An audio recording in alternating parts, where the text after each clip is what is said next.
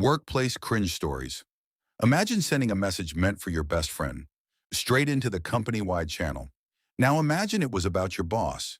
Today we've got the most cringe-worthy, secondhand embarrassment-inducing workplace stories on the internet. And trust me, by the end of this video, you'll feel a lot better about your own office mistakes. Welcome back to the channel. If you love stories that make you cover your face and whisper, "Oh no," out loud, you're in the right place.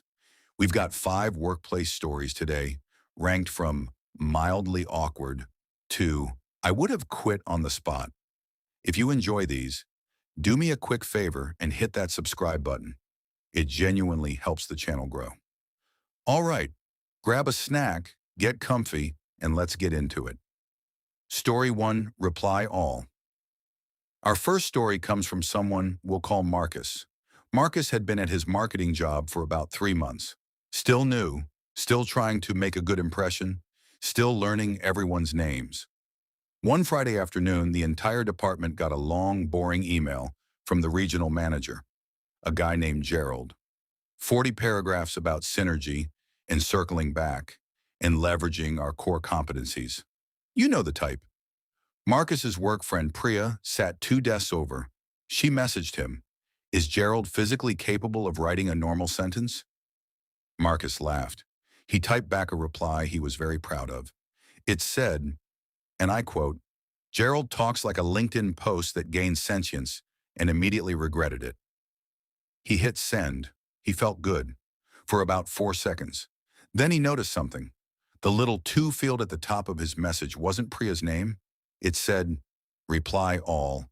He had replied to Gerald's email, to the entire department, 46 people, including Gerald. Marcus said his soul left his body. The office got very quiet.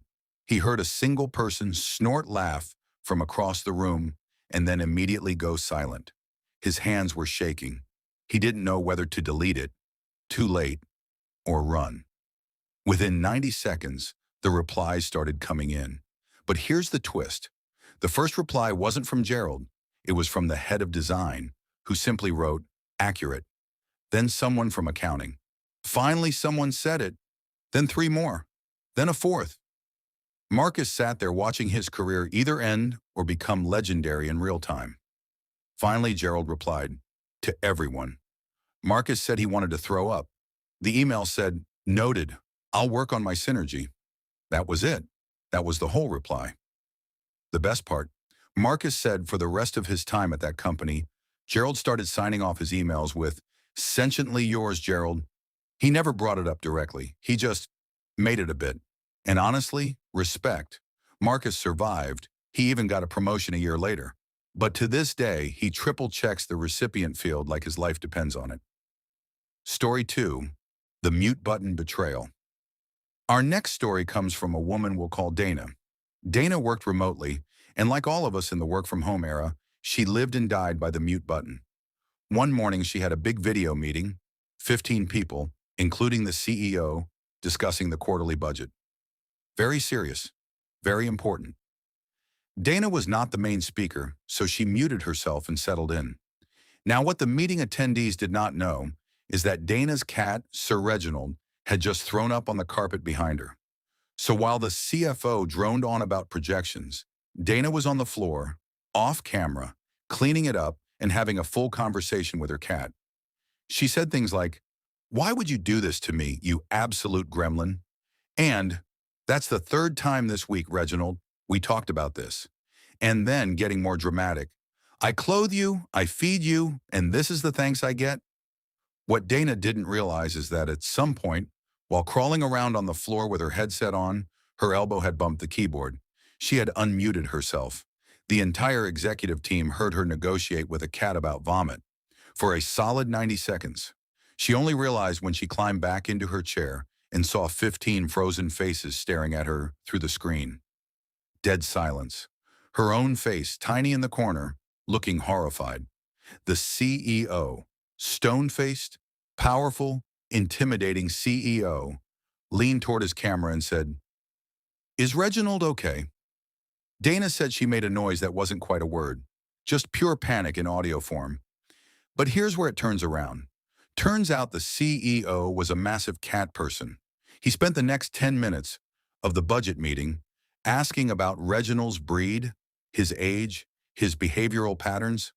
The CFO looked like he was going to combust. The budget did not get discussed. By the end, Dana had been invited to bring Reginald onto the company's internal Pets of the Company newsletter, which apparently the CEO personally curated. Reginald became Employee of the Month adjacent. Dana got mildly famous in the company. She said the lesson she learned was, never trust the mute button. But the real lesson was, sometimes your cat throwing up is the best networking event of your career. Story 3, The Wrong Funeral. This next one is a slow burn.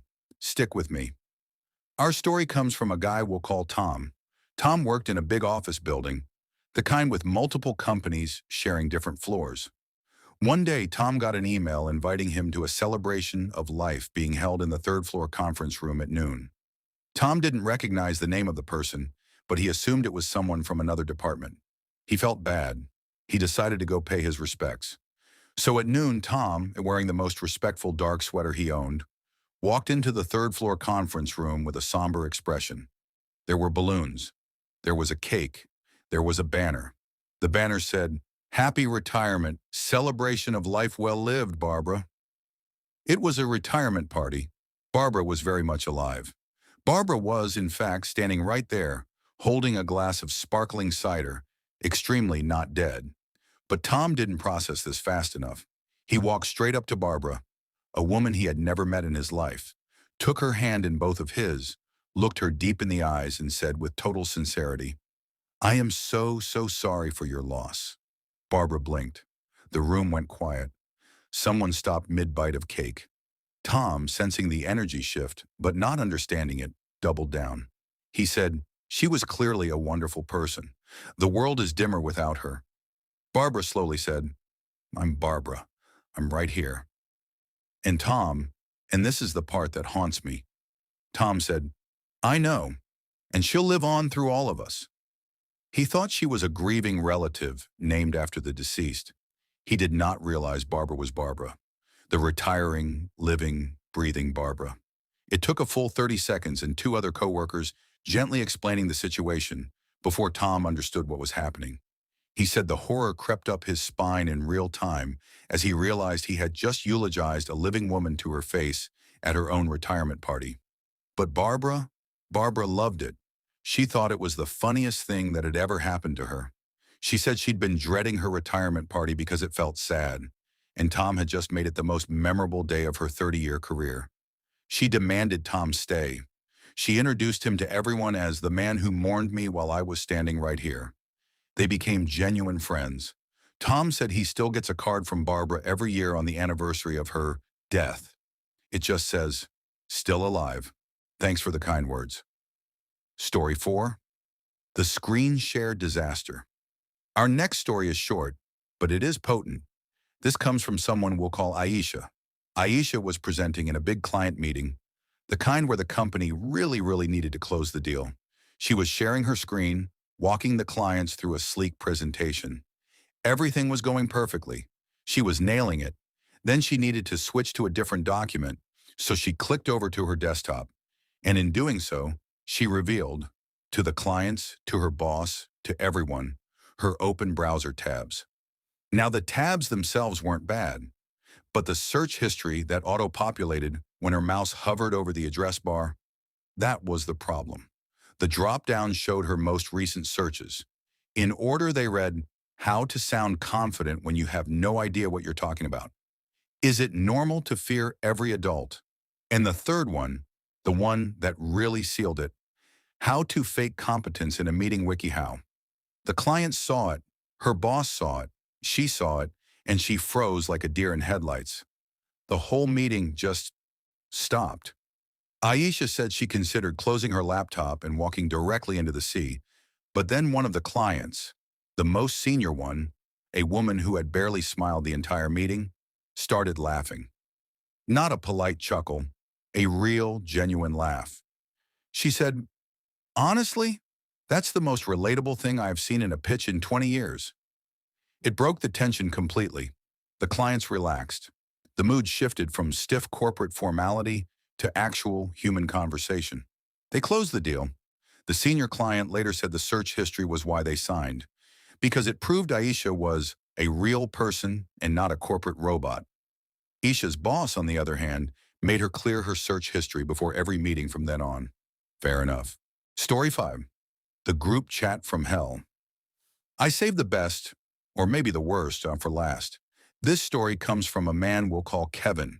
Kevin's office had a tradition, a secret Santa gift exchange every December, organized through a group chat.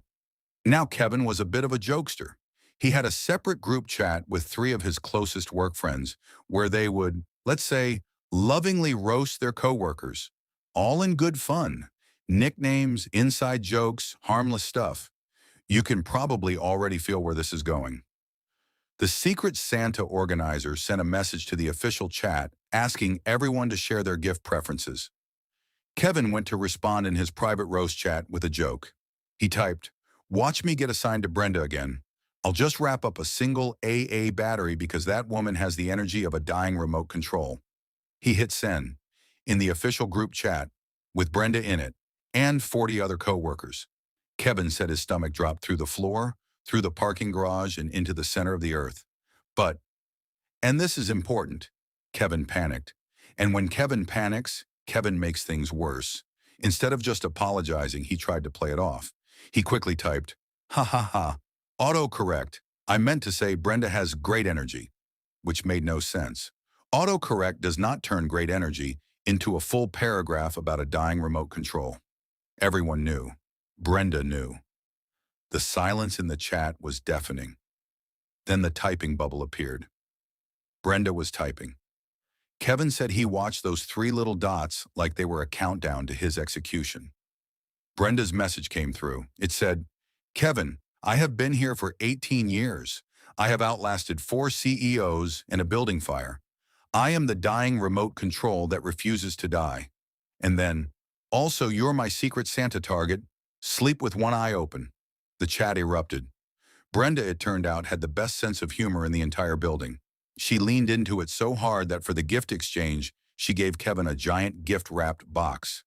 Inside, a single AA battery, taped to a card that said, "Now we're even, the remote control." Kevin and Brenda became office legends. They started a running bit where they'd leave dead batteries on each other's desks. Kevin said it was the most mortifying moment of his life that somehow turned into his favorite work friendship. Brenda retired 2 years later. Kevin gave her a remote control at her party.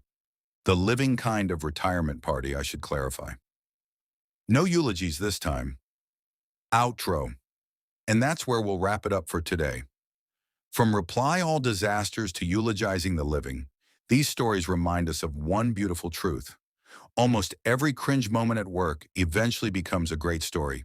So tell me, what's your most cringe-worthy workplace moment? Drop it in the comments. I read them all, and the best ones might end up in a future video. If you enjoyed this, smash that like button, subscribe for more stories every week, and check out the video popping up on screen right now. Thanks for watching, and remember, always check which chat you're typing in. See you next time.